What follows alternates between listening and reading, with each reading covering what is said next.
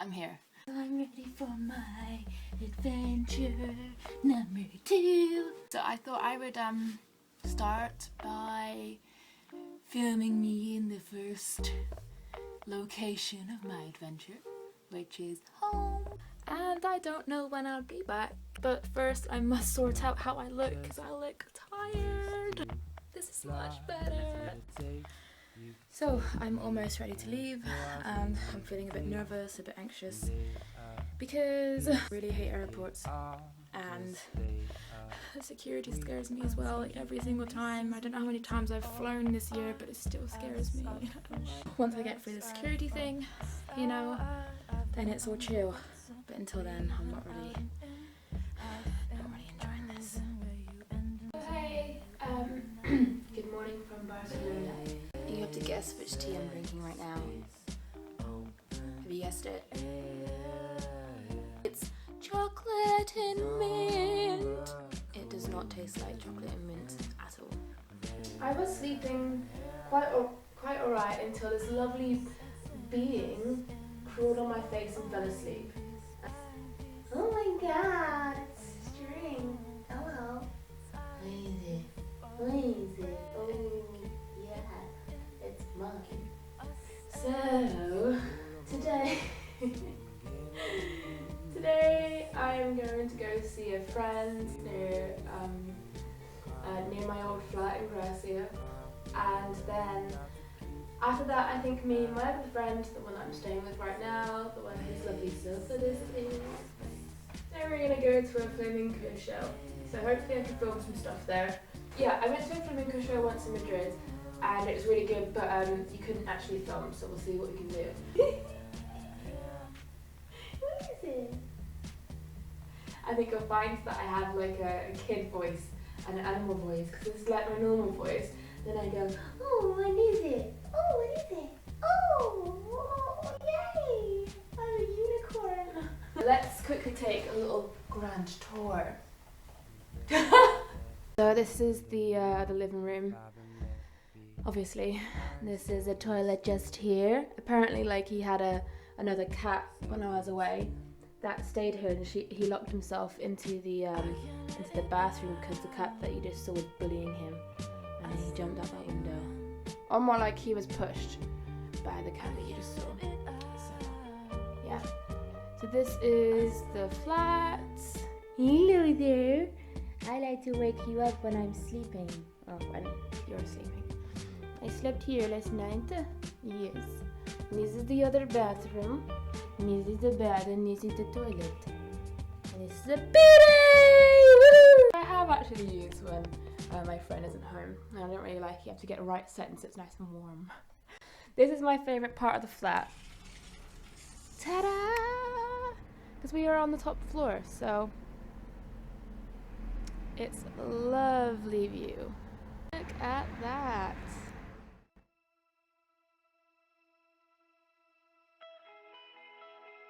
So there you have it. This is the flat. It does freak me out that these tiles are a bit cracked. Every time I lean on them, I feel like, you know, it might crack and I'd be like, ah! So yeah, it's good to be back. I feel like the next week's going to be very good. You know, seeing some friends, being in the sun. Ah, it's exciting! Hello, sensei. Okay, I'm ready to go and see my friend now. Yes, hopefully I don't get too lost. Oh, my bronzer looks too dark. It doesn't matter, this is the reason why I'm always late for things, and this is the guy that I'm always late with, so I'm just gonna go now and see him, and I'll catch you in a bit. Hello there.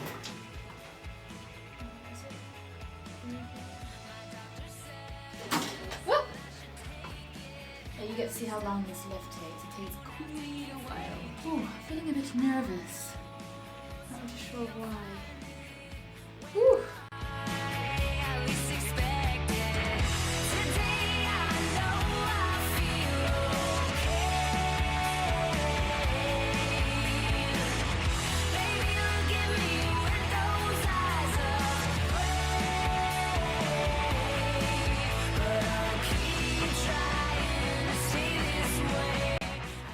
living here, this was still all roadworks, and this does in fact lead to the escalators at the top of Verdi, which then takes you to the famous well.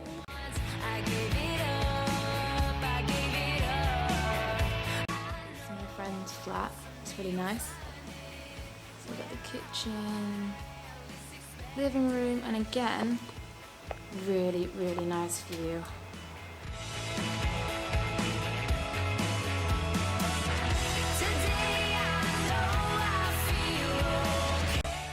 So I just got back from seeing my friend. It wasn't what I expected.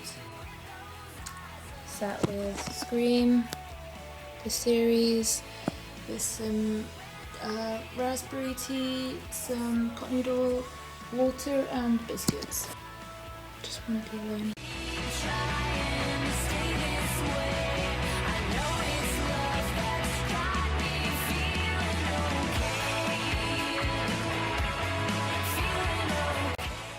It is Saturday and I've been in a sleep coma for the past 2 days. But now it's time to go out, grab a coffee and start work. I'm so sleepy still. As you can tell, it's looking a bit gloomy today. Just grey skies in Barcelona. I like to look down here and see what people are up to. Kind of like spying, but I'm allowed because I'm on the top flat. Good afternoon. So I'm going to leave the flat now and I'm going to go to one of my favourite streets in Barcelona, which is called Verdi.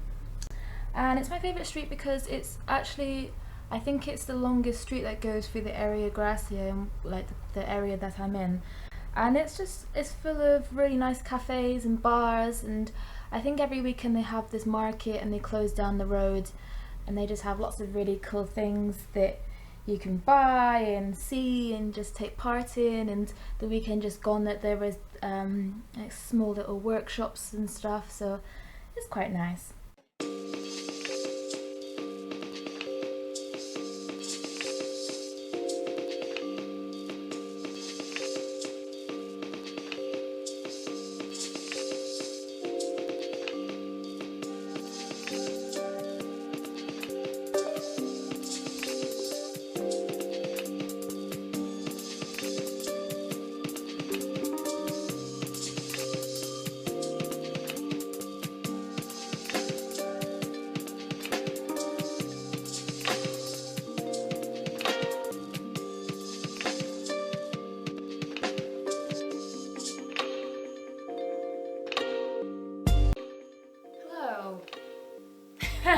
Such a formal way to start. Hello. Hi. Today is Saturday. I didn't do anything yesterday at all. Although I only have 1 week in Barcelona, I did nothing at all yesterday because I was in a sleeping coma. And I was in a sleeping coma because on the Thursday night, me and my friend who I'm staying with, we went out. Things got messy. I got past the point of being merry, not extremely fucked, but messy. I guess Thursday was difficult because I think I realised what it is that I want, and it was quite overwhelming. It was overwhelming and it was hard to process, but I don't want to meet guys at clubs anymore and just, you know, have fun for 1 night or 2 nights. I don't want to, you know, date someone knowing that I'm being intimate with them and that they're being intimate with loads of other people, but they're doing that because I told them from the start that that's not what I want. I don't want a relationship. But I can't go pointing fingers and say that this person upset me because they were off with this person, that person. I think it's, you know, it's the impression that I give and it's what I say that means that guys believe that it's okay. I don't do being single well because I think at the back of the mind I am kind of like expecting to, you know, go further with someone. But I tell them at the beginning that I don't want anything, and I don't know if that's me kind of convincing myself of that, or if it's me saying that so I don't freak the other person out, and I will understand what it is that I want, and it's not one-night stands or being intimate with somebody more than once, but that's it. Like, you know, I can't ask to go see their parents, or I can't, you know, fucking leave my toothbrush in their bathroom because they might freak out.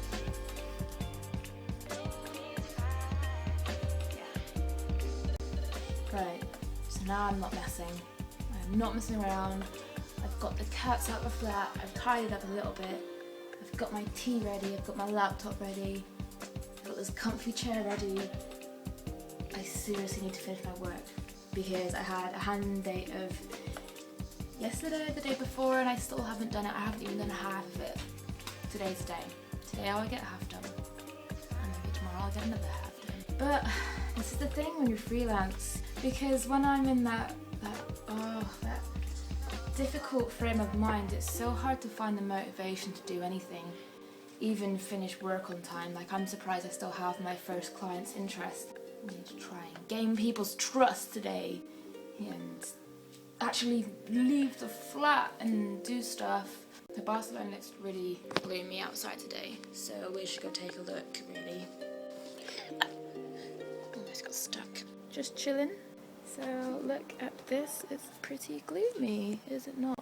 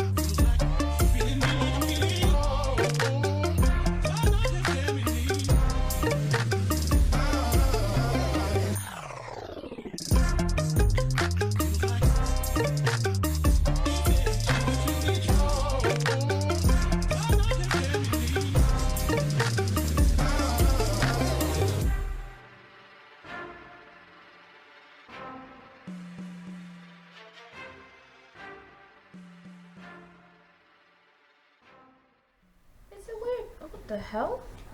I found a lollipop! So, it's a weird one because I've only just been back in England for 3.5 weeks.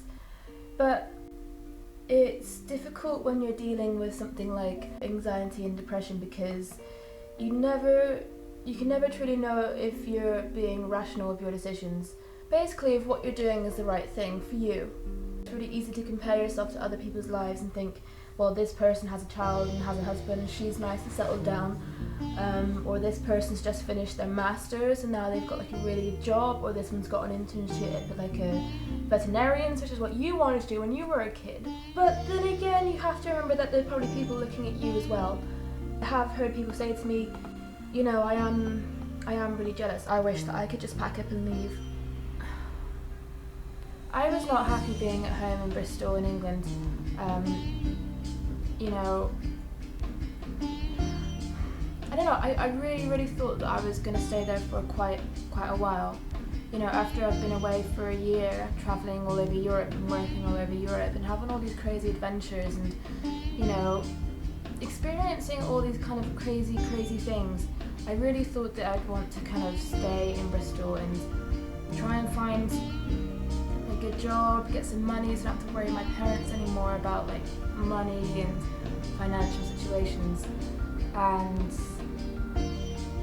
you know, maybe like even thinking about going back to university, because, you know, I've got one, I keep saying, you know, far too much. I've got 1 year of my degree behind me, but my old university, they did say they would take me back to finish my degree. They'd take me back into year 2, and then I had to do like 2 more years to finish it. And up until like a week ago, I had the university papers on my kitchen table, and I was signing them away. I'd made the student loan application.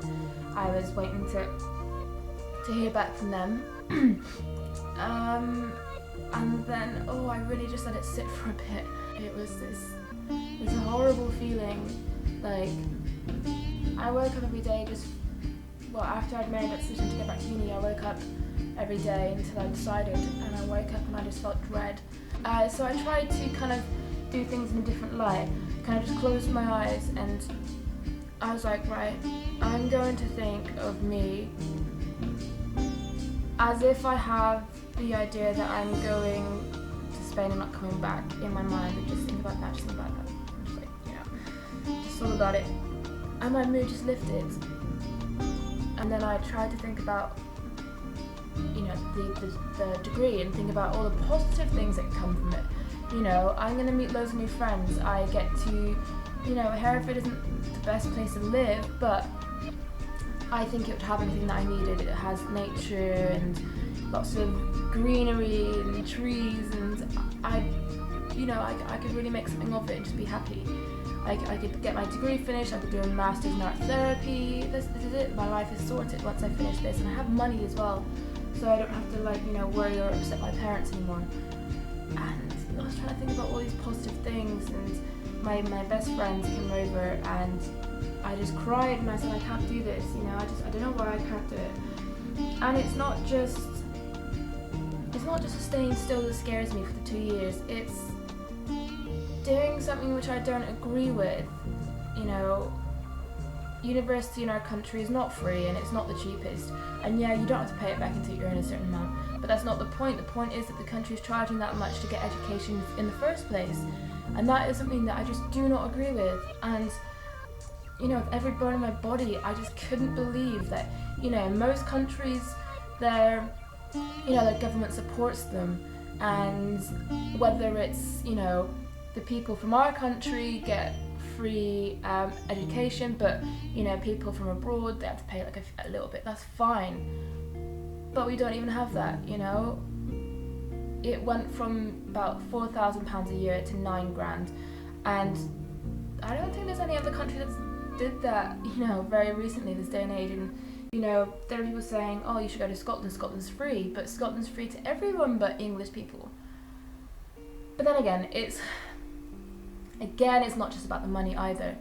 It's the fact that, I've worked so hard the past few years, travelling and gaining experience in all these different areas, and really throwing my back into everything, and really just putting myself out there all over the world, India especially, to get this experience, to get this first-hand experience, to show people that I can do things, that I can teach really well, that I can manage a group of children, that I can do this, that I can do that I can teach myself different skills firsthand,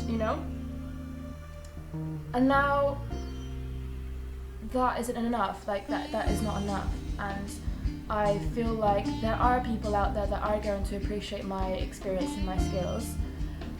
I just haven't found them yet, and I feel like the experience I have is better than sitting in a classroom for 3 years.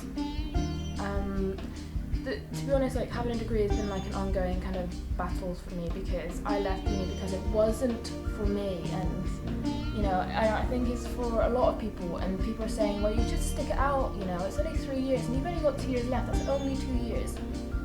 Yes, but if you have what I have, when, every day you wake up and you really wonder what the fuck you're doing with your life, university really is not for me. And that may be just 2 years to you, but that's 2 years of my precious and fragile life that I do not want to waste being unhappy, waking up every day wishing that I was not there. So that's my opinion of university. And you know, I knew that people were not going to be happy about me not having that degree, so I did something about it. You know, I left straight after my first year and I moved to India to get this experience that I needed. And I did what made me happy, art and children, and I combined the two, and I taught art to children. So it's not exactly like I said, you know what, degrees are not for me, education's not for me, whatever. I tried to make up for the fact that I was not going to be getting this degree because it's not for me, and I tried to do the best I can to prove to people that I'm not just a waste of time, that I can do things and that I'm passionate about things. And I'll go to any country in the world to show someone that I'm passionate about what I do, which is quite a few things, but you know, I think art and children maybe are the main things that make me happy. I didn't choose to go back to university. And the last month has been really difficult because I have not been having the best time and I've not been very well. I think that's the best way to say it. I've not been feeling okay in my noggin. I've not been feeling okay in my head. And although I knew that maybe university could help me in the future, no. I just can't. So here I am in Barcelona with my return flight to Barcelona. The return flight is leaving on the 19th, I think, yeah. And I'm not taking the return flight, I'm not going home. I'm going to carry on doing what makes me happy, which is, you know, travelling and meeting new people, going to new places, and being around children. So I'm going to be doing some au pair stuff out in Madrid for a bit until I kind of figure out where's next. But I think, you know yourself better than anyone, and I kept telling people England is not for me. Like, I love Bristol, Bristol's great, but England's not for me. I think once you've travelled around a bit, once you've travelled around a bit and you've explored the world, you do kind of filter out countries where you feel like you don't belong, or countries that you felt better in. England's stop it. England's not mine. I could go on for ages why it's not my country. Spain is though. Spain makes me happy. There's many things about Spain that I love. So that is why, in my unhappy state, I've chosen to come here and I'm not going back.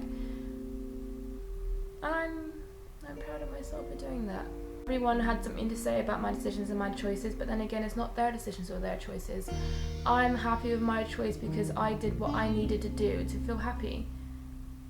You know, and I spent a lot of time asking for people's opinions. I asked my mom, I asked my dad, my best friend, a lot of other friends as well. And they sure all had their own opinion. I think that you wouldn't suit this, I think that you should do that. And in the end, it didn't matter at all. I could have not asked for anyone's opinion and still got here anyway, because it's what I felt inside that is best for myself. And that's it, you know. I think, yeah, maybe if at the time you want to feel like you want to talk about your options, then go for it. But really, there's no point in asking for people's opinions, because life is incredibly short. And if you have this kind of feeling inside you that you feel like you wish to be doing something, or you're tied to... I wonder if I should get that. Hello? Hola. Hi.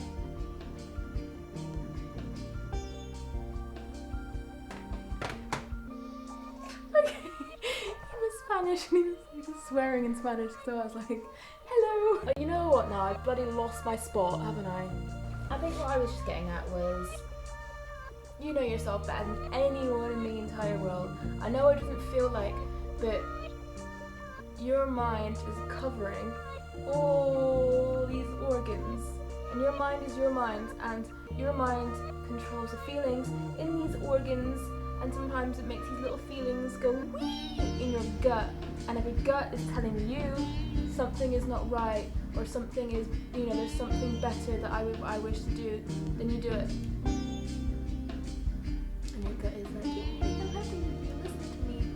My body's definitely telling me that it's happy right now. People can't tell you what makes you happy. And I think that's something really important. And things are going to get better. Look how weird the sky looks. Aliens. Woohoo! Aliens are in Barcelona. Good morning, good morning, good morning. Today is the day of stuff, and I'm gonna be doing stuff. Looks like just stuff. So me and Luna today, we're gonna be chilling. I think I'm gonna try and go for a run later, and I'm gonna drag Luna with me on a leash. Isn't she lovely? Look at that. Ding.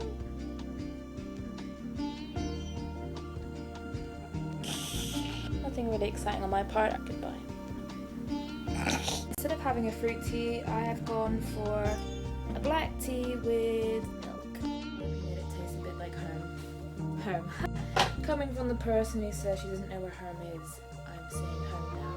So, light must go off. Embrace the darkness. Wait. Oh, no. Okay, I'll do it with my toe. Don't you always do this if you don't want to free up hand, you use your toe.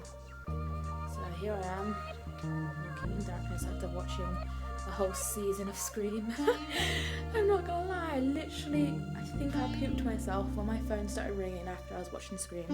I don't know who would want to kill me or why, but I suppose it's what the main character thought, wasn't it? So yeah, I am actually going to do something tomorrow. I don't really know if I want to go exploring because I've already done that. Going out and exploring a big city like Barcelona, it does take a lot out of you, you know, especially within the whole anxiety front. You know, you spend like 10 minutes on Ramblas and you're like running for the metro, like crying and screaming. I'm going to go for a run to a place I used to run to.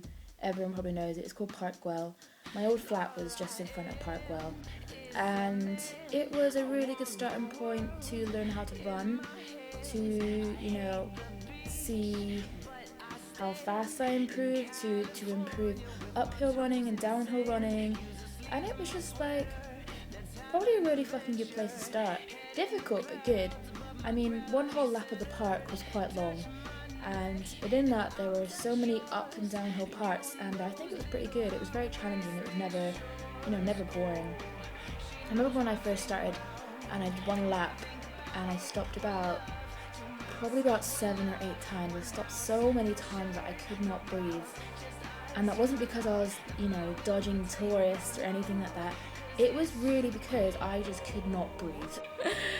And then towards the end of my time in Barcelona, I remember saying to myself, I'm going to do 4 laps of this park, and I did 4 or maybe 5. But one day, you know, you're running for a bus and you're like, God damn it, I cannot breathe, and your chest is feeling tight. And then you realise, shit, I need to change. I don't want to be this fucking person that runs for a bus and looks like she's having a panic attack. I want to learn how to run, and I want to get better, and I want to get fit. So then one minute you have this bus scene, the next minute you're running around Parkwell with only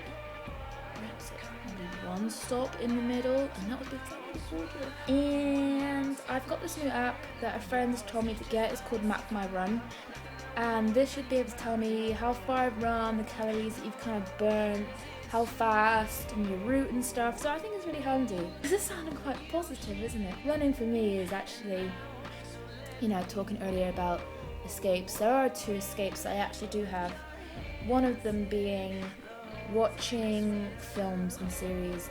Like, you know, when you go into a cinema and you come out and you're like, where am I? It's because when you're watching something really good, you just get lost in it. And you do forget about what's going on outside. You forget what's going on outside of the plot. And so that is why the last 2 days I have been watching Scream.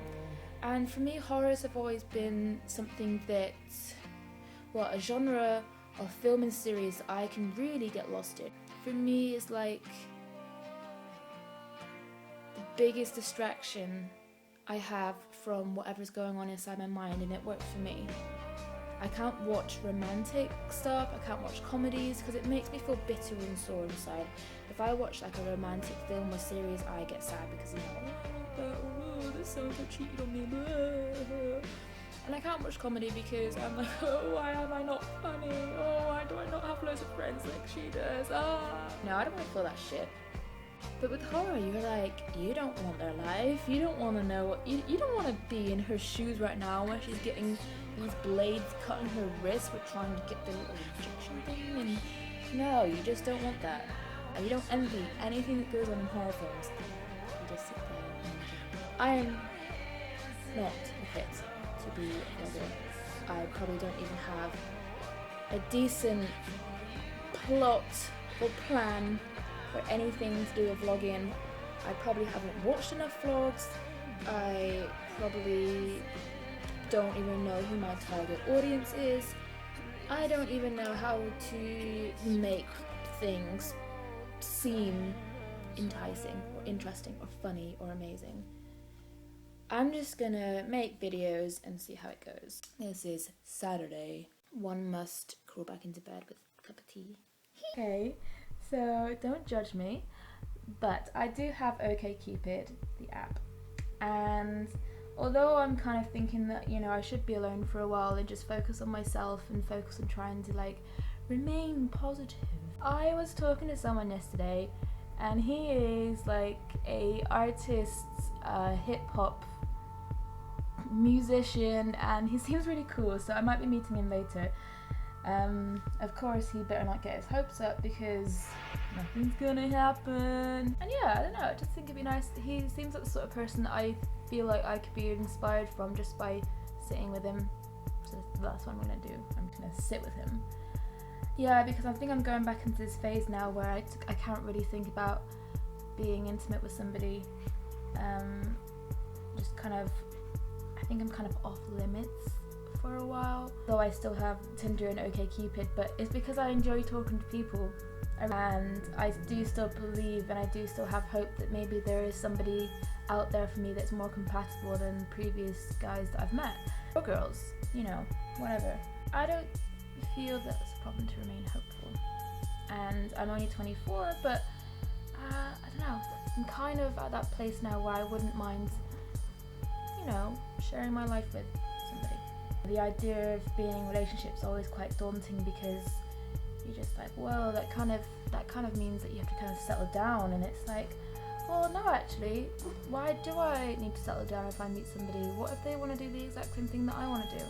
What if they do want to travel? What if I can, you know, be with them and travel with them, still do my writing work, travel all over the world? And that's exactly what I'm looking for. And then at some point you're both going to want to stay in one place for a bit longer than usual, and that's it. You know, they used to always say to me, traveling with your boyfriend is like the ultimate test. And I don't think that's, I think it's a pile of shit. Like, it's not the ultimate test.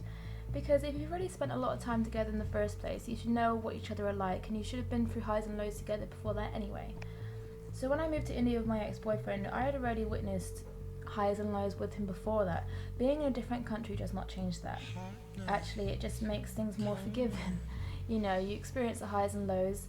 The highs are great, the lows are low, but you're more forgiving with each other because you're just like, look, well, we're in a different country, come on, let's just snap out of it, let's have fun, let's go to a Jain temple, let's go and get chased by cows in the road, you know. But then again, travelling solo is equally as awesome. And we're gonna try and keep this on my face today. I had a date last night. I look a mess, I look like a ghost. And this is my date rapping for me. I